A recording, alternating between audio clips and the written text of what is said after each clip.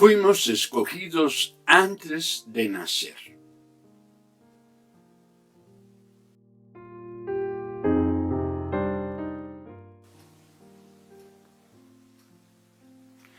Yo soy el profeta Jeremías, hijo de Hilcías. Soy del pueblo de Anatot y vengo de una familia de sacerdotes. Anatot está en el territorio de la tribu de Benjamín. Dios me dio el siguiente mensaje cuando Josías, hijo de Amón, llevaba 13 años como rey de Judá. También me dio otros mensajes durante los reinados de Joacim y de Sedequías, hijos del rey Josías.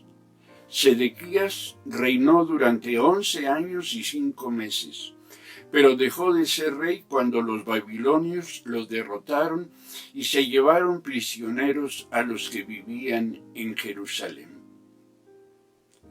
Dios me dijo: yo te elegí antes de que nacieras. Te aparté para que hablaras en mi nombre a todas las naciones del mundo. Le contesté: Dios Todopoderoso, yo no sé hablar en público y todavía soy muy joven. Pero Dios me tocó los labios y me dijo: no digas que eres muy joven. A partir de este momento, tú hablarás por mí. Irás a donde yo te mande y dirás todo lo que yo te diga. No tengas miedo, que yo estaré a tu lado para cuidarte. Desde hoy tendrás poder sobre reinos y naciones para destruir o derribar, pero también para levantar y reconstruir. Yo te haré tan fuerte como un poste de hierro, como un portón de bronce, como una ciudad amurallada. Vas a enfrentarte a todas las autoridades de Judá. Esa gente peleará contra ti, pero te aseguro que no te podrán vencer, porque yo estaré a tu lado para cuidarte. Jeremías 1, 1 al 10 y 18 y 19 en la traducción lenguaje actual.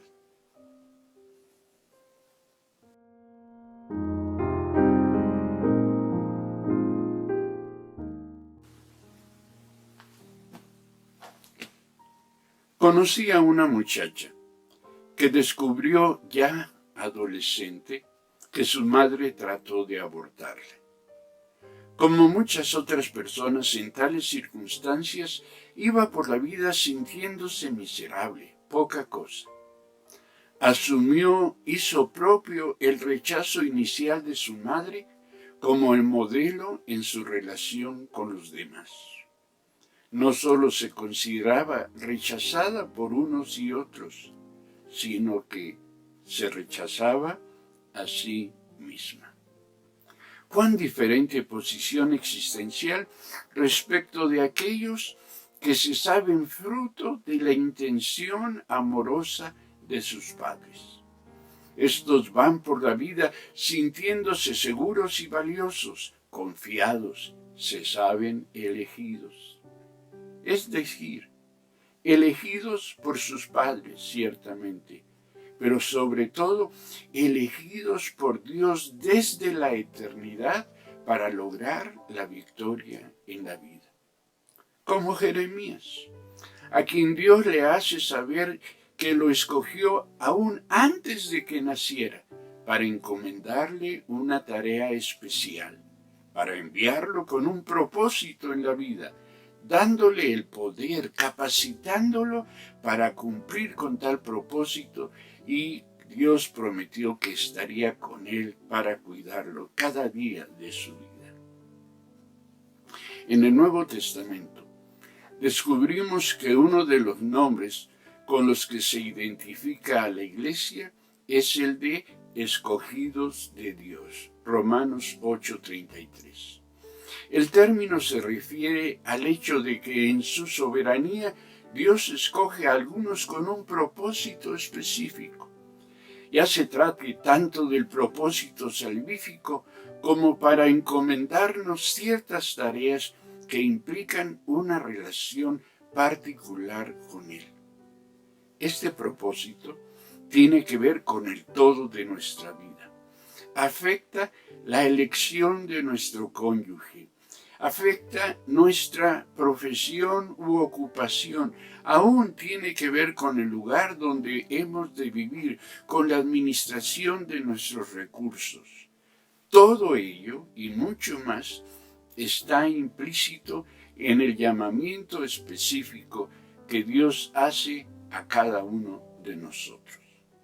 Desde luego, estoy seguro que te lo habrás preguntado tú en algún momento. Podemos aproximarnos a tal hecho como una cuestión injusta y preguntarnos por qué Dios tiene misericordia de unos y no de otros. ¿Por qué escoge a unos y a otros no los escoge? Más aún podemos preguntarnos qué derecho tiene Dios que nos ha escogido para tal o cual cosa desde antes que naciéramos. Romanos 9:15. Pero también podemos aproximarnos al tema reconociendo su señorío y agradeciendo que por mera gracia haya querido tener compasión y misericordia de nosotros. Motivo de gratitud es el hecho de que somos llamados, escogidos para participar de una tarea eterna, trascendente y transformadora de la suerte humana toda. Ahora bien, en el llamamiento a Jeremías, comprobamos que Dios actúa siempre más allá de las circunstancias personales de los que Él llama. Su propósito redentor no es detenido ni por la ignorancia ni por el rechazo que las personas puedan hacer del mismo. Dios sigue amando siempre a los suyos, aun a pesar de la infidelidad de estos. Más aún, Dios no deja de hacer lo necesario para provocarlos a conversión y para bendecirlos conforme a su propósito divino. Para cumplir con el mismo, Dios llama a hombres como Jeremías y como tú y como yo, como nosotros. En su elección, Dios no desatiende el estado inicial en el que nos encuentra. Dios no deja de lado las circunstancias que vivimos, lo que somos y cómo estamos cuando Él nos llama. El rechazo divino del argumento temeroso de Jeremías no significa que Dios ignore su condición de muy joven, por ejemplo. Lo que Dios hace es animarlo para que deje de considerarse como tal, porque a partir de ese momento le dice: hablarás por mí. Irás donde yo te mande y dirás todo lo que yo te diga, y yo estaré a tu lado para cuidarte. Y, lo más importante, le dice: desde hoy tendrás poder sobre reinos y naciones, para destruir o derribar, pero también para levantar y reconstruir. Además de tal transformación de la identidad del elegido, la vida de Jeremías nos muestra tres características de los elegidos, es decir, de aquellos a quienes, como a nosotros, Dios ha llamado para servir. La primera de estas características es que los elegidos forman parte de una cadena. Jeremías se presenta a sí mismo diciendo: yo soy el profeta Jeremías, hijo de Hilcías. Soy del pueblo de Anatot y vengo de una familia de sacerdotes. Me encanta la expresión, vengo de una familia de sacerdotes, porque en cierta manera me describe. La historia personal de la mayoría de nosotros incluye características familiares relevantes, sociales, económicas, intelectuales, etc. Bueno, en algunos casos hasta delictivas. En no pocos de nosotros se cumple aquello de que estamos parados sobre hombros de gigantes. En efecto, junto con Isaac Newton podemos decir, si he logrado ver más lejos, ha sido porque he subido a hombros de gigantes. Lo que Dios ha hecho en y a través de nuestros antepasados lo ha capitalizado en favor de nuestra propia condición y capacitación como sus elegidos. Al respecto, mi padre acostumbraba a decir, tu responsabilidad es vivir de tal manera que en ti no se rompa la cadena. Somos llamados también a convertirnos en los hombros sobre los cuales Dios pueda sostener a otros elegidos, a los que habrán de venir después de nosotros. La segunda característica de los elegidos es que estos no buscan, reciben. Dios siempre sorprende a los que ha elegido. Sale a su encuentro y altera sus vidas. Los lleva por caminos que ellos ni esperaban ni conocían. Por eso es que la historia bíblica abunda en frases tales como te saqué de Egipto, entregué en tu mano a tus enemigos, me fijé en ti cuando estabas bajo la higuera, antes que Felipe te llamara, etcétera, etcétera. Dios siempre lleva a sus escogidos por caminos que Él conoce, porque ha sido Él quien los ha preparado para ellos. Dios siempre toma la iniciativa, porque Dios siempre va delante de nosotros. Y ello explica que muchos de nuestros más importantes logros familiares, sociales, educativos, laborales, económicos, etc., nos toman por sorpresa. Descubrimos muchas veces que una cosa lleva a otra, que cuando hemos agotado fielmente una etapa, Dios ya tiene abierta la puerta para la siguiente etapa.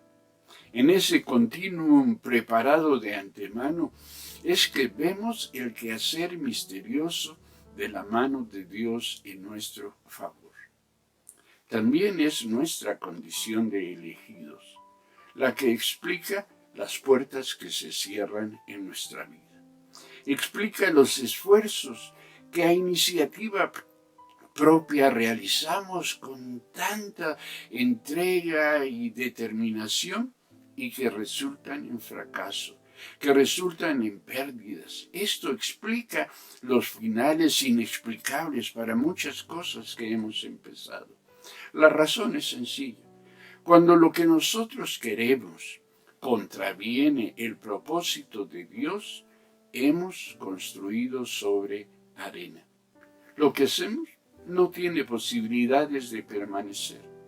El fruto que cosechamos no es otro sino la cizaña, las espigas vacías de la insatisfacción y el descontento. Quien no vive conforme al propósito divino solo hace por hacer. El trabajo no es un instrumento de trascendencia, sino una mera camisa de fuerza que desgasta, frustra, destruye. Quien ha sido llamado y rechaza su llamamiento no encuentra plena satisfacción en lo que hace y lo aleja de aquello a lo que el Señor lo está convocando. A todo ello le acompaña una convicción interior. Como tercera característica, desarrollamos una capacidad para tomar distancia de lo que estamos viviendo para así poder analizarlo. Al analizar desde afuera lo que nuestra vida es y lo que en ella hemos alcanzado, aún a nosotros nos sorprende, porque algo nos dice que hay en ello algo más que lo que nosotros podemos hacer y aún lo que estamos haciendo. Adquirimos conciencia del misterio de la gracia. Vemos a otros y nos preguntamos por qué ellos no. Y desde luego, ellos ven que hay algo en nosotros que nos hace diferentes. Por eso es que quienes hemos sido llamados vivimos en conflicto constante. A los llamados les incomoda lo que está a su alrededor. Les incomoda su condición de diferentes. Les incomoda vivir bajo la presión de sus opositores. Al mismo tiempo que, como hemos dicho, arde en ellos la convicción de su llamado. Como Jeremías, quien después de estar en la cárcel llega al extremo de decirle a Dios: mira, Señor, hay días en que quisiera no acordarme más de ti ni anunciar más tus mensajes. Pero tus palabras arden dentro de mí, son como un fuego que me quema hasta los huesos. Repasa Jeremías 29. Hace unos días, al considerar lo que está pasando en nuestro país y en el mundo entero, vino a mí la convicción de que nosotros, los que hemos sido llamados por el Señor, también somos llamados a ocupar lo que considero espacios de incomodidad. Es decir, que debemos asumir a ser propio que como no somos de este orden, de este mundo, no podemos sentirnos cómodos en las diferentes esferas sociales, laborales, culturales en las que nos movemos. Porque quien se adapta a sus circunstancias, quien se mimetiza, se equipara con los que no son del orden de Dios, niega el orden de Dios en él. Pienso que algunos de esos espacios de incomodidad están en nosotros mismos. Hay algo que nos dice que existen áreas en nuestra vida que no corresponden a nuestro llamado. El tipo de relaciones que desarrollamos, las elecciones que hacemos, los patrones de conducta que nos identifican, etc. Tales espacios de incomodidad explican ese dejo de insatisfacción que se hace presente aún en los más prósperos. Porque no se trata de cuánto tenemos o de qué es lo que hemos logrado. No se trata de con quién nos relacionamos. Se trata de si lo que tenemos, lo que logramos, el quién y el cómo de nuestras relaciones responden al llamado que hemos recibido a salvación, a santidad y a compromiso. Dios nos marca, de ahí nuestra inquietud. Pero Dios no nos obliga. Dios nunca cierra la puerta con llave y la manija de la puerta de nuestra vida siempre se abre desde adentro. Es decir, siempre está en nuestra mano renunciar a nuestra condición de elegidos, hacer la vida a nuestra manera y caminar nuestros propios caminos, desarrollar relaciones, escoger esto o aquello. Siempre podemos hacerlo. Podemos irnos, podemos criticar, hasta podemos menospreciar la obra de Dios, podemos volvernos sus enemigos. Pero el hecho es que Dios y lo de Dios permanece en nosotros como un fuego que nos quema hasta los huesos. Dios siempre nos inquieta. Jeremías descubrió, como lo hemos descubierto muchos de nosotros, que la única solución a nuestros conflictos es perder nuestra vida para así poder vivir para Dios, para así poder vivir la vida a la que Dios nos ha llamado. Si estamos aquí, es porque Dios nos ha llamado, nos ha elegido. Nuestro llamamiento no tiene que ver inicialmente con la voluntad o la intención de las personas. No es el pastor, ni siquiera la congregación como un todo. No somos nosotros mismos. Dios nos ha traído aquí en esta etapa de nuestras vidas. Dios nos ha dado dones para esto, para el aquí y el ahora de la obra que Él quiere que nosotros desarrollemos. Desde luego, para lo que tiene que ver con nuestra congregación, pero también para el oikos, para el área de influencia de nuestra vida personal cotidianamente. Es decir, para el área de influencia propia de nuestro liderazgo en nuestro vecindario, en nuestro entorno educativo, laboral y social. Dios nos ha elegido para que participemos del proceso de redención que Él está realizando en nuestro entorno cotidiano. Por ello, como quien comprende a Jeremías y a todos los y las Jeremías aquí presentes, quiero invitarte para que honremos nuestro llamamiento, para que hagamos propia nuestra condición de elegidos, de escogidos de Dios, y vivamos en consecuencia. También para que honremos la memoria de quienes nos preceden y para que evitemos que en nosotros se rompa la cadena. No olvidemos que hemos sido llamados a correr con los caballos. Jeremías 12:5. El que escucha, entienda. A esto los animo, a esto los convoco en el nombre de nuestro Señor y Salvador.